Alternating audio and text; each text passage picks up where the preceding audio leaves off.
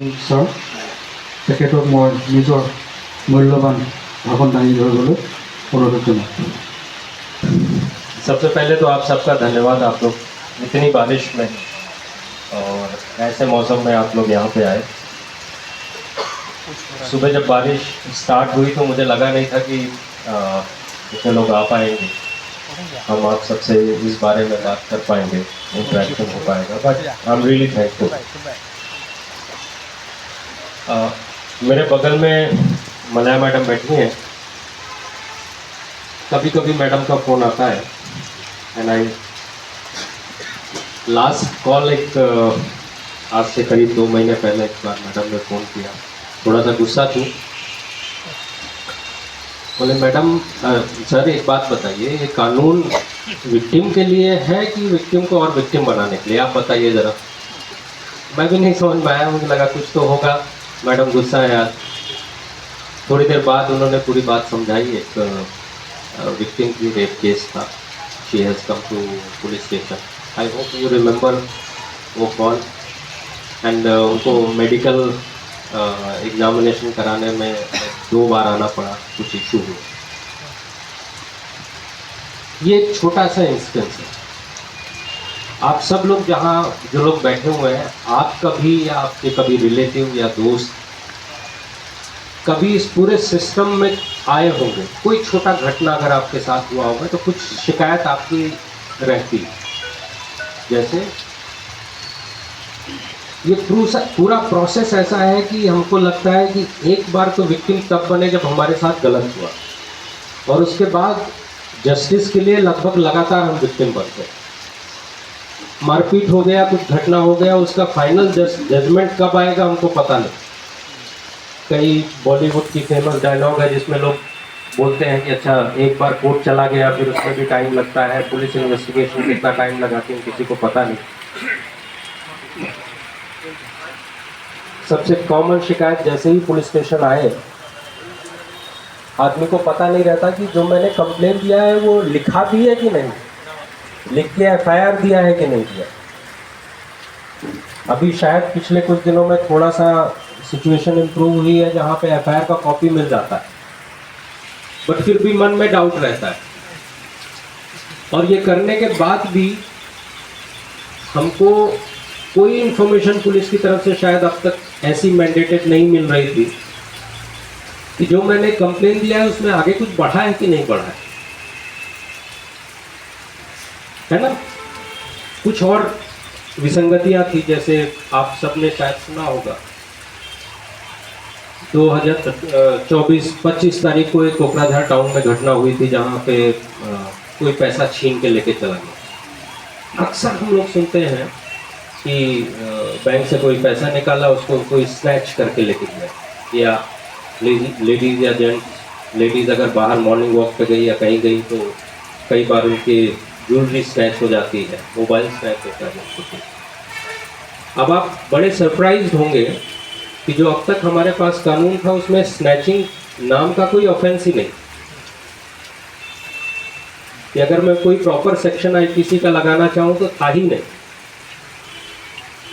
हम उसको रॉबरी करके करते थे, जिसका प्रॉब्लम हमको बाद में कोर्ट में होता था उसको प्रूव करने के लिए, but there was no offence. क्यों? जैसा शुरुआत किया उसी साहब ने 1860 जो सबसे लेटेस्ट कानून है इन 3 में 1973 का है। दैट मीन्स उसको भी कभी करीब 50 साल हो गए, और बाकी को तो 100 साल से ज़्यादा हो गए। अब 100 साल में कितनी चीज़ें चेंज हुई सोचिए। पहले शायद तब किसी ने सोचा भी नहीं होगा कि लोग किसी का सामान छीन के लेके जाएंगे, ये भी एक चीज़ रहे नहीं। कुछ ऐसे नए क्राइम बन गए, जैसे कुछ बीच में आप सब जो थोड़े अवेयर हैं, आपने सुना होगा मॉब लिंचिंग का एक ऑफेंस बीच में काफ़ी चर्चा में रहा, डिफाइंड नहीं था। तो ऐसी कई चीज़ें थी जो हम लोग एक एडहॉक मैकेनिज्म में चेंज कर रहे थे। बीच में उसी साहब ने एक बड़ी अच्छी बात बोली कि यह कानून महिलाओं के लिए और बच्चों के लिए बहुत सशक्त बनाने की कोशिश है। 2012 में एक घटना हुई थी दिल्ली में, आप सबने शायद सुना था। उसके बाद कुछ कुछ चेंजेस हुए। नाउ दिस न्यू लॉ, अब कोशिश ये है कि कुछ ऐसे ऑफेंसेस हैं गैंग रेप से रिलेटेड जिसमें मैक्सिमम पनिशमेंट डेथ पेनाल्टी है, ताकि समाज में ये जो इन सब चीज़ों से जड़ित होते हैं उनमें एक डर फैले। तो कुछ चीज़ें ऐसी थी जिसको चेंज करने के लिए ये 3 कानून लाए। ऐसी चीज़ें जो आज के टाइम पे चल रही है। हम सब टेक्नोलॉजी में कितना आगे बढ़े हैं।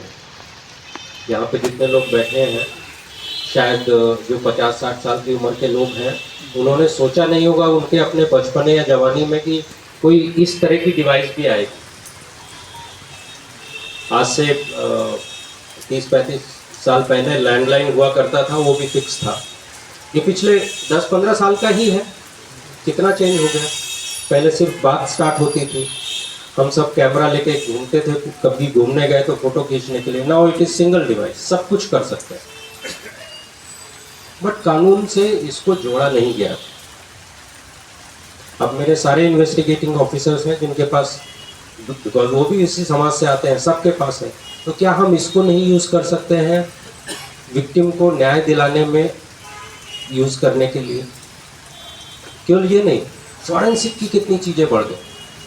शायद आज से 30-40 साल पहले किसी ने नहीं सोचा होगा, 50 साल पहले, कि डीएनए नाम की कोई चीज़ है जिससे लोगों को कनेक्ट कर सकते हैं। बट जब एविडेंस एक्ट बना था 1800 समथिंग में, तब तो डीएनए था ही नहीं, सोचा नहीं था किसी ने। But now that is something which has come forward. So forensic में कितनी चीज़ें आगे बढ़ गई, उनको कैसे जोड़ा जाए। एक छोटा सा और एग्जाम्पल आपको बताता हूँ। पुलिस स्टेशन है, बहुत ढेर सारा हमारा काम जो पर्दे के पीछे है, जो शायद पब्लिक को पता नहीं चलता। हमारे पास किसी ने कंप्लेंट किया, हमने उसको इन्वेस्टिगेशन किया, कोर्ट में भेजा। लेकिन कोर्ट के भेजने के बाद पुलिस का एक ऐसा काम है जिस पर किसी की नज़र नहीं जाती। जिन लोगों को उस केस से रिलेटेड कुछ इन्फॉर्मेशन है, जिसको हमने विटनेस बनाया, अब उनके पास जाना, उनको सम्मन देना, नोटिस देना, उनका प्रेजेंस इंश्योर करना, बहुत लेबोरियस काम है। जितने केसेस हुए सबका आएगा, हमारा पुलिस स्टाफ बार बार जाएगा। ये पब्लिक व्यू में नहीं आता, ये शायद पता भी नहीं होगा लोगों को। सो ये सोचा गया, जब इतनी टेक्नोलॉजी है, हर एक आदमी के पास अपना मोबाइल है, सबका अपना नंबर होता है, सब कुछ न कुछ मैसेजिंग ऐप, व्हाट्सएप जैसा कुछ न कुछ यूज़ करते हैं, तो क्यों नहीं कोर्ट से